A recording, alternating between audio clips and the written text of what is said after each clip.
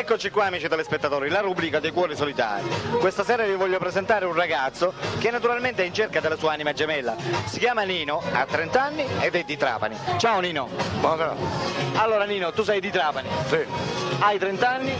Sì. E sei in cerca della donna ideale, Certo. della tua anima gemella. Sì. Ascoltami Nino, da quanto tempo è che tu sei single? No, io prima stavo convivevo con una ragazza, poi mi sono lasciato dopo 6 anni, mi sono lasciato e non andava più bene. E c'è con una ragazza che fa adatta per me. Esatto. Sperando che la trovo. Ti dico, da quanto tempo sei solo?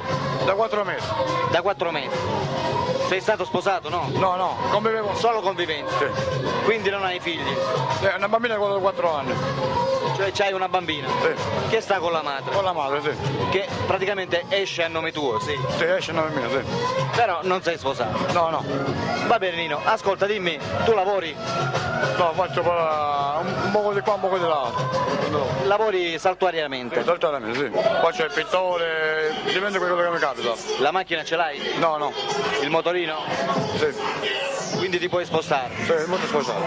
Vabbè, ascoltami Nino, parliamo della tua anima gemella. Che genere di donna vai cercando? È una ragazza che fa, quando me 30 anni, fa adatta per me. Parliamo dell'età. Deve partire Dai 30 in più, dai 30, dai. dai 30 fino a... Al 35, 36, lì.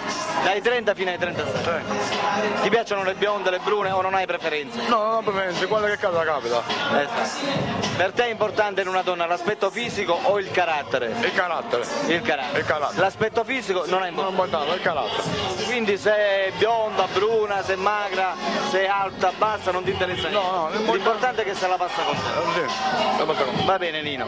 Ok, amiche telespettatrici, abbiamo conosciuto Nino, un ragazzo di 30 anni di Trapani, da 4 mesi single, che sta cercando la sua anima gemella. Nino è qui, come ripeto, va cercando una ragazza per sistemarsi perché già ha 30 anni, è ora che si metta la testa a posto e si crei una famiglia, giusto? Certo. Per cui, per tutte quelle di voi che siano interessate a conoscerlo, lo chiamino al suo numero telefonico che state vedendo in sovraimpressione. Nino è qui, è volenteroso e vuole conoscere una ragazza.